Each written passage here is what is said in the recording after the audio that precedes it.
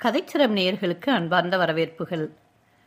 கல்கி அவர்களின் பார்த்திபன் கனவு என்ற சரித்திர நாவலை நாம் இப்பொழுது காண உள்ளோம். அதிகாரம் 3. போர் முரசு.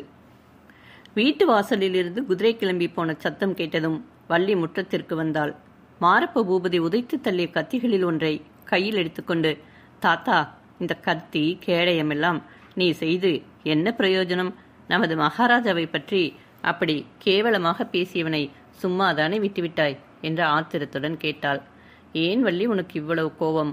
நீ சொன்னதைத்தானே நமது பழைய சேனாதிபதியும் சொன்னார், சண்டை வேண்டாம் என்று என்றான் கிழவன். சேச்ச, நான் சண்டை வேண்டாம் என்றா சொன்னேன்? சண்டை எதற்காக என்று தெரியாமல் தானே கேட்டேன் என்று வள்ளி சொன்ன பொழுதே அவள் கண்களில் நீர் ததும்பிற்று. ஆமாம் வள்ளி, அதை நான் சொல்ல ஆரம்பித்த போதுதான் இந்த பாவி வந்து விட்டான். வாதாபி சக்கரவர்த்தி புலிகேசி தென் தேசத்தின் மீது படையெடுத்து வந்து பல அட்டூழியங்கள் செய்துவிட்டு திரும்பி போனதை சொன்னேன் அல்லவா? அதற்கு பழிக்கு பழி வாங்குவதற்காக நரசிம்ம சக்கரவர்த்தி வெகு காலம் ஆயத்தம் செய்து கொண்டிருந்தார். கடைசியில் 6 வருடத்திற்கு முன்பு அவர் வாதாபியின் மேல் படையெடுத்து சென்றார். அப்பொழுது நமது பார்த்திப மகாராஜாவும் தமது படைகளுடன் வந்து சேர்ந்து கொள்ளும்படி ஓலை அனுப்பினார்.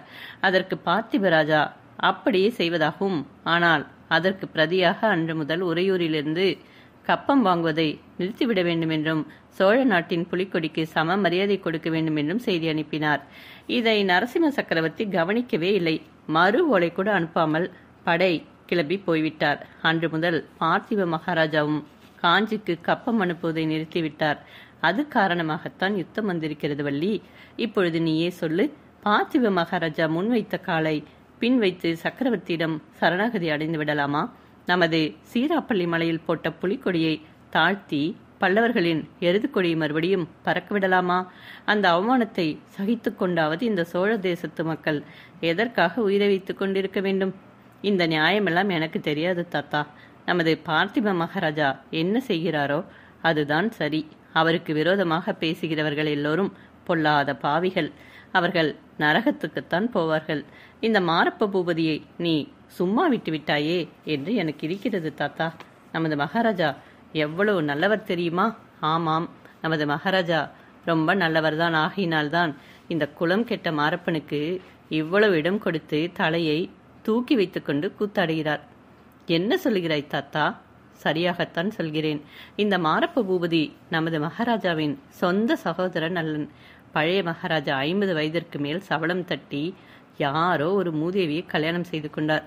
ஊரிலே இருக்கும் யாருக்குமே அந்த கல்யாணம் பிடிக்கவில்லை. அந்த மூதேவியின் பிள்ளைதான் இந்த மாரப்பன். பழைய மகாராஜா செத்து போகும் பொழுது பார்த்திபருக்கு பிள்ளை குழந்தை இல்லாவிட்டால் இவனுக்கு பட்டத்தை கொடுக்க வேண்டும் என்று சொல்லிவிட்டு போனாராம். விக்கிரம் இளவரசர் பிறக்கும் வரையில் இவன்தான் யுவராஜாவாக விளங்கினான். பார்த்திப மகாராஜா எவ்வளவோ இவனிடம் அன்பு காட்டி கௌரவம் அளித்து சேனாதிபதி பதவியும் கொடுத்திருந்தார். இவனோ நன்றி கெட்ட பாதகனாக இருக்கிறான். குலத்தின் குணம் எங்கே போகும்? இவனோடு உனக்கு என்னத்திற்காக சகவாசம் தாத்தா?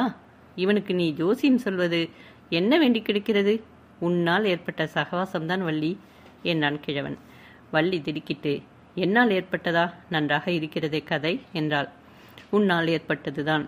இத்தனை நாளும் உன்னிடம் சொல்லாமல் வைத்திருந்ததை இப்பொழுது சொல்லப் போகிறேன் வள்ளி. காலம் ரொம்ப அபாயகமான இருக்கிறது. நமது மகாராஜாவுக்கு என்ன நேருமோ, ராஜ்யம் என்ன கதி அடையுமோ தெரியாது. இந்த மாரப்ப பூபதி யுத்தத்திற்கு போக மாட்டான் என்று மட்டும் எனக்கு நிச்சயமாக தெரியும். நீ இவன் விஷயத்தில் மிகவும் எச்சரிக்கையாக இருக்க வேண்டும். என்ன தாத்தா, மிகவும் பயமுறுத்துகிறாய்? இந்த கரிமூஞ்சியிடம் எனக்கு என்ன பயம் என்று வள்ளி கேட்டாள். நான் சொல்கிறது கொஞ்சம் கேளம்மா. ஒரு காலத்தில் இந்த மாரப்ப பூபதி தனக்கு உன்னை கட்டி கொடுக்க வேண்டும் என்று கேட்டுக்கொண்டிருந்தான். அவன் தலையிலே இடி விழ என்றாள் வள்ளி. அவன் தலையிலே இடி விழவில்லை அம்மா, என் தலையிலே அல்லவா விழுந்தது. கிரக சஞ்சார ரீதியாக அப்பொழுது நம் குடும்பத்திற்கு ஏதோ பெரிய விபத்து வரப்போகிறது என்று நான் எதிர்பார்த்து கொண்டிருந்தேன். இந்த மாரப்ப பூபதி தன்னுடைய ஆட்களை அழைத்து கொண்டு வந்து உன்னை தூக்கி கொண்டு போவதாக இருந்தான். இதுவும் எனக்கு தெரிந்தது. நீயும் உன் தமையன்மார்களும் அப்பொழுது வீட்டில் இருந்தால் இரத்த கலரியாகும் என்று எண்ணித்தான் எல்லோரையும் அக்கறையில் உள்ள கல்யாணத்திற்கு போங்கள் என்று அனுப்பினேன். யமன் நடு ஆற்றில் சூறாவளி காற்றாக வந்தான். உன் அண்ணன்மார் எல்லோரும் செத்து போனார்கள். சுவாமி உன்னை மட்டும் எனக்கு கொடுத்தார். இப்படி சொல்லிவிட்டு கிழவன் பெருமூச்சு விட்டான். ஆகாயத்தை பார்த்து ஏதோ யோசனையில் ஆழ்ந்தான். வள்ளி, இத்தனை நாளும் சொல்லவில்லையே தாத்தா, இவன் தானா என் அண்ணன்மார்களுக்கெல்லாம் யமனாக வந்தவன்? அப்புறம் என்ன நடந்தது என்று கேட்டாள். நீங்கள் எல்லோரும் படகேறி போன பிறகு நான் எதிர்பார்த்தபடியே இவன் தன் ஆட்களுடன் வந்தான். வீட்டில் நீ இல்லை என்று கண்டதும் தம் தம் என்று குதித்தான். அவனை சமாதானப்படுத்துவதற்காக நான் சோதிட சாஸ்திரத்தை உபயோகப்படுத்தினேன். நீ பெரிய சக்கரவர்த்தியின் மருமகனாக போகிறாயப்பா, இந்த அற்ப ஆசையெல்லாம் விட்டுவிடு என்று கூறினேன். அது முதல் இவன் என்னவெல்லாமோ ஆகாச கோட்டைகள் கட்ட ஆரம்பித்து விட்டான். ஜோசியம் கேட்பதற்கு அடிக்கடி வந்து என் பிராணனை வாங்கி கொண்டிருக்கிறான்.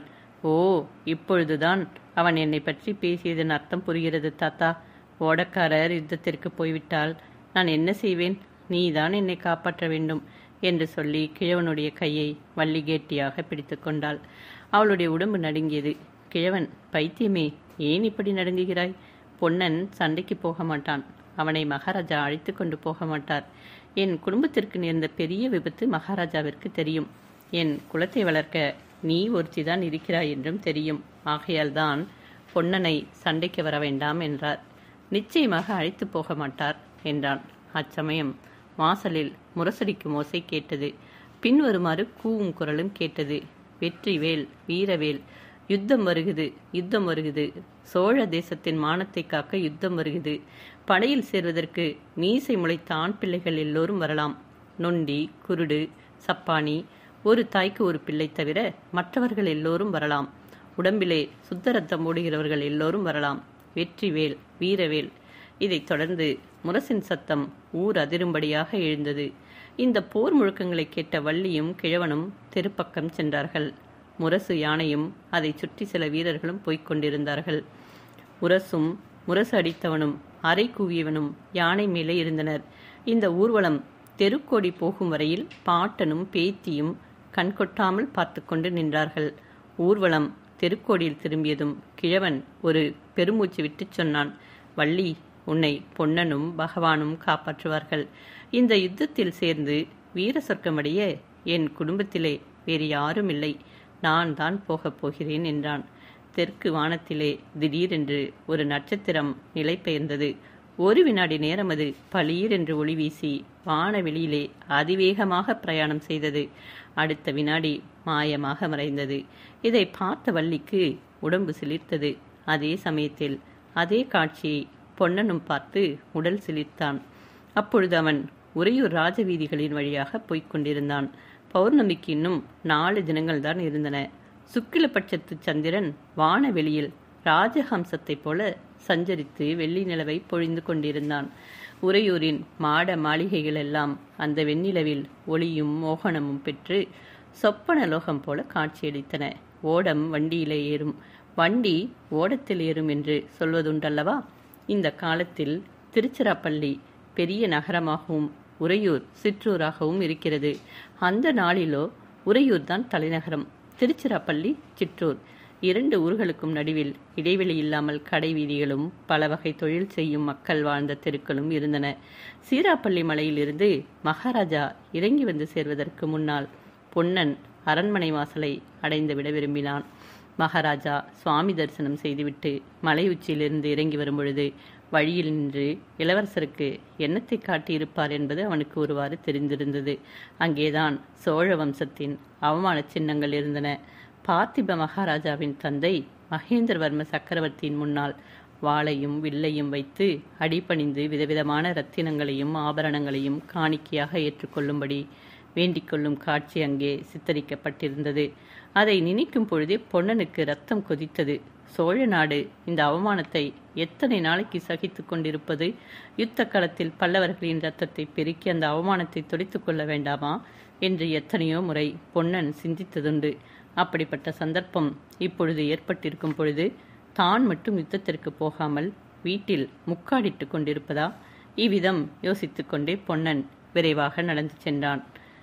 அருள்மொழி தேவி. பொன்னனும் வள்ளியும் உறையூர் கோட்டை வாசலுக்கு வந்த அதே சமயத்தில் ராணி அருள்மொழி தேவி அரண்மனை உத்தியானவனத்திற்குள் பிரவேசித்தாள். பல்லவ தூதருக்கு மகாராஜா கூறிய பதிலை ஏவலாளர்கள் உடனே வந்து மகாராணிக்கு தெரிவித்தார்கள். மன்னர் வரும் வரையில் பொழுதுபோக்குவதற்காக ராணி உத்தியானவனத்திற்குள் சென்றாள். அவ்வனத்தில் சண்பக மலர்கள் அடர்ந்து வளர்ந்திருந்த ஒரு மூலைக்கு போய் அங்கே அமைந்திருந்த பளிங்கு கல் மேடையில் உட்கார்ந்து கொண்டாள். அங்கிருந்து பார்த்தபொழுது மேற்கு திசையில் சூரியன் அஸ்தமனமாய்க் கொண்டிருந்த காட்சி அடிமரங்களின் வழியாக தெரிந்தது. மேல்வானம் முழுவதும் பத்திரை மாற்று தங்க விதானத்தைப் போல தகதகவென்று பிரகாசித்தது. பார்த்து கொண்டிருக்கும் பொழுதே தங்க நிறத்தின் சோபை மங்கிக் கொண்டு வந்தது. அடிவானத்தில் சூரியன் மறைந்தது. சற்று நேரத்திற்கெல்லாம் மேல்வானம் முழுவதும் ஒரே இரத்த சிவப்பாக மாறிற்று. இந்த காட்சி அருள்மொழி தேவிக்கு ரணகலத்தையும் அங்கே இரத்த ஆறு பெருக்கெடுத்து ஓடுவதையும் ஞாபகப்படுத்திற்று. தேவி நடுநடுங்கி கண்களை மூடிக்கொண்டாள். மறுபடியும் அவள் கண்ணை திறந்து பார்த்த பொழுது வெள்ளி நிலவின் இன்பக் கிரணங்கள் மரைக்கிளைகளின் வழியாக எட்டி பார்க்க தொடங்கியிருந்தன. ராணியின் உள்ளத்தில் பழைய ஞாபகங்கள் குமுறிக்கொண்டு வந்தன. 12 வருஷங்களுக்கு முன்னால் பார்த்திப மன்னனுக்கு மாலையிட்டு இந்த அரண்மனைக்கு அவள் வந்தாள். அந்த நாளிலிருந்து இம்மாதிரி வெண்ணிலவு பிரகாசித்த எத்தனையோ இரவுகளில் அவளும் பார்த்திபனும் இந்த உத்தியானவனத்திலே கைகோர்த்து கொண்டு உலவியதுண்டு. இந்த பளிங்குக்கல் மேடை மீது உட்கார்ந்து இருவரும் நேரம் போவதே தெரியாமல் இருந்ததுண்டு. அந்த நாளில் பார்த்திபன் சில சமயம் புல்லாங்குழல் கொண்டு வந்து இசைப்பான். அருள்மொழி மெய்மறந்து கேட்டுக்கொண்டிருப்பாள். கண்ண பெருமானை பார்த்திபனாக உருக்கொண்டு வந்து மனம் புரிந்ததாக எண்ணி பூரிப்படைவாள். இப்படி சில காலம் வாழ்க்கையே ஓர் இன்பக் கனவாக சென்று கொண்டிருந்தது. பிறகு விக்கிரமன் பிறந்த பொழுது இன்ப வாழ்க்கையின் சிகரத்தை அவர்கள் அடைந்தார்கள். அதே உத்தியானவனத்தில் அதே பளிங்கு கல்லின் மீது குழந்தையை மடியில் வைத்துக்கொண்டு கொஞ்சியதெல்லாம் அருள்மொழிக்கு நினைவு வந்தது. ஆஹா, அந்த ஆனந்தமான நாட்கள் அப்படியே நீடித்திருக்க கூடாதா? ஆனால் எப்படி இருக்க முடியும்? பார்த்திபனுடைய இருதயத்தின் அடிவாரத்திலே சொல்ல முடியாத வேதனையொன்று பதுங்கி கிடந்தது. அவனுடைய நெஞ்சை அரித்து கொண்டிருக்கையில் அவர்களுடைய ஆனந்த வாழ்க்கை எப்படி நீடித்திருக்க முடியும்? பார்த்திபனுடைய இந்த அந்தரங்க வேதனையை வெகுகாலம் கழித்தே அருள்மொழி அறிந்தாள். அறிந்தது முதல் அந்த வேதனையில் அவளும் பங்கு கொண்டாள். அதற்கு தானே காரணம் என்று எண்ணி எண்ணி மனம் நொந்தாள். ஆமாம், அவர்களுடைய கல்யாணத்தின் போதே அந்த காரணமும் ஏற்பட்டுவிட்டது. அருள்மொழி சேர வம்சத்தை சேர்ந்த ஒரு சிற்றரசன் மகள். அந்த நாளில் அவளைப் போல சௌந்தரியவதியான ராஜகுமாரி இல்லை என்று தென்னாடெங்கும் பிரசித்தியாக இருந்தது. அவளை பார்த்திபனுக்கு மனம் செய்விக்க ஏற்பாடுகள் நடந்த பிறகு காஞ்சி மகேந்திரவர்ம சக்கரவர்த்தியிடமிருந்து சேர மன்னனுக்கு தூதர்கள் வந்தார்கள். பட்டத்து இளவரசர் நரசிம்மவர்மருக்கு அருள்மொழியை திருமணம் முடித்து வைக்க விரும்புவதாக சக்கரவர்த்தி செய்தி அனுப்பியிருந்தார். அருள்மொழியின் உற்றார் உறவினருக்கெல்லாம் இது பெரிதும் சம்மதமாக இருந்தது. ஆனால் அருள்மொழி அதற்கு இணங்கவில்லை. பார்த்திப சோழரையே பதியாக தம் மனதில் வரித்து விட்டதாகவும் வேறொருவரை மணக்க இசையேன் என்றும் கண்டிப்பாக சொன்னாள். மகேந்திர சக்கரவர்த்தி மிகவும் பெருந்தன்மையுள்ளவராதலால் அதற்கு மேல் வற்புறுத்தவில்லை. இளவரசர் நரசிம்மவர்மருக்கு பாண்டியன் மகளை மனம் முடித்து வைத்தார். பார்த்திபனுக்கும் அருள்மொழிக்கும் மனம் நடந்த பிறகுதான் பார்த்திபனுக்கு மேற்கூறிய சம்பவம் தெரிய வந்தது. அவர் சில சமயம், நீ சாம்ராஜ்ய சக்கரவர்த்தினியாய் காஞ்சி சிம்மாசனத்தில் வீற்றிருக்க வேண்டியவள், அதற்கு மாறாக இந்த உள்ளங்கை அகல சோழ ராஜ்யத்திற்கு ராணியாக இருக்கிறாய் என்று சொல்வதுண்டு. முதலில் இதை ஒரு விளையாட்டு பேச்சாகவே அருள்மொழி எண்ணியிருந்தாள். நாளாக ஆக தன் பதியினுடைய மனதில் இந்த எண்ணம் மிக்க வேதனையை அளித்து வந்தது என்று தெரிந்து கொண்டாள். இதை போக்குவதற்காக அவள் எவ்வளவோ பிரயத்தனம் செய்து முடியவில்லை. விக்கிரமன் பிறந்ததிலிருந்து மகாராஜாவின் அந்தரங்க வேதனை அதிகமாகியே வந்ததாக தெரிந்தது. ஒரு சமயம் அவர், உன் வயிற்றில் பிறந்த பிள்ளை ஒரு பெரிய சாம்ராஜ்யத்திற்கு சக்கரவர்த்தியாக இருக்க வேண்டியவன், என்னால் அல்லவா இன்னொருவனுக்கு கப்பம் கட்டும் சிற்றரசு அவனுக்கு லபிக்கிறது என்பார். இன்னொரு சமயம், அருள்மொழி, உன் பிள்ளைக்கு என்னால் சாம்ராஜ்ய பட்டாபிஷேகம் செய்து வைக்க முடியாது, ஆனால் வீரத்தந்தையின் புதல்வன் என்ற பட்டத்தை நிச்சயம் அளிப்பேன் என்பார். அவருடைய வாக்கை நிறைவேற்றும் சமயம் இப்பொழுது வந்துவிட்டது. பழைய காலத்து வீரபத்தினிகளைப் போல அவருடன் தானும் உயிர் விடுகிறதாக இருந்தால் பாதகமில்லை. அந்த பாக்கியத்தையும் தனக்கு அளிக்க மறுக்கிறாரே. தான் வீரத்தாயாக இருந்து விக்கிரமனை வீர மகனாக வளர்க்க வேண்டுமாமே. ஐயோ, அவரை பிரிந்த பிறகு உயிரைத்தான் தாங்க முடியுமோ? இப்படி எண்ணிய பொழுது அருள்மொழிக்கு நெஞ்சு பிளந்துவிடும் போலிருந்தது. திடீரென்று அழுகை பீரிட்டு கொண்டு வந்தது. ஓவென்று கதறிவிட்டாள். அருள்மொழி, உன்னை வீர பத்தினி என்றல்லவா நினைத்தேன். இவ்வளவு கோழையா நீ என்று கடினமான குரலில் கூறிய வார்த்தைகளை கேட்டு திடுக்கிட்டு திரும்பி பார்த்தாள். பார்த்திப மகாராஜா அங்கு நின்றார். உடனே அவளுடைய அழுகை நின்றது. கண்ணீரும் வறண்டு விட்டது. வா, அரண்மனைக்கு போகலாம். அழுவதற்கும் சமாதானப்படுத்துவதற்கும் இப்பொழுது நேரமில்லை என்றார் மகாராஜா. இருவரும் கை கோத்து கொண்டு வாய் பேசாமல் அரண்மனைக்குள் போனார்கள். பார்த்திபனும் அருள்மொழியும் அரண்மனைக்குள் பிரவேசித்து பூஜா கிரகத்திற்கு வந்த பொழுது தீபாராதனை நடக்கும் சமயமாக இருந்தது. பூஜா கிரகத்தில் சிவலிங்கம் பிரதிஷ்டை செய்யப்பட்டிருந்தது. இடது பக்கத்தில் பார்வதி தேவியின் அற்புத சிலை ஒன்று இருந்தது.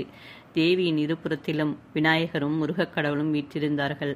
இன்னொரு பக்கத்தில் ஸ்ரீதேவி பூதேவி சமேதரான மகாவிஷ்ணு தரிசனம் தந்தார். எல்லா விக்கிரகங்களுக்கும் சண்பகம், பன்னீர், பாரிஜாதம் முதலிய மலர்களால் அலங்கரிக்கப்பட்டிருந்தன. தெய்வ சந்நிதியில் இளவரசர் விக்கிரமன் கைகூப்பிய வண்ணம் நின்று ஆராதனையை பார்த்து கொண்டிருந்தார்.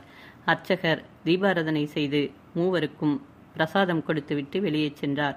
விக்கிரமன் மகாராஜாவை பார்த்து, அப்பா, சித்திர மண்டபத்திற்கு போகலாம் என்றீர்களே என்று கேட்டான். இதோ நான் வருகிறேன் விக்கிரமா, நீ முன்னால் போ என்றார் மகாராஜா. விக்கிரமன் வெளியே சென்றதும் மகாவிஷ்ணுவின் பாதத்தின் அடியில் வைத்திருந்த நீல வாட்டமான மரப்பெட்டியை மகாராஜா சுட்டிக்காட்டி சொன்னார்.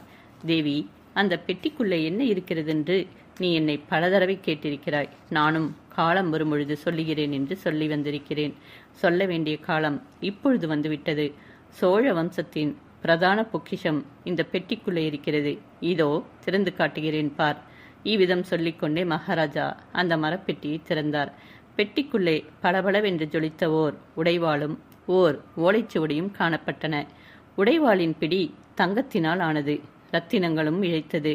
வாளும் எண்ணெய் பூசி கூர்மையாக தீட்டி வைத்திருந்தது. ஆகவே பிடியும் வாளும் ஒன்றோடொன்று போட்டியிட்டு ஒளி வீசின. இதற்கு நேர்மாறாக ஓலைச்சுவடியோ மிக்க பழமையானதாக கருநிறமாக இருந்தது. பார்த்திபன் சொன்னார், தேவி, இந்த உடைவாள் சோழ வம்சத்திலே முற்காலத்திலே பிரசித்தி பெற்றிருந்த சக்கரவர்த்திகளின் காலத்திலிருந்து வந்தது.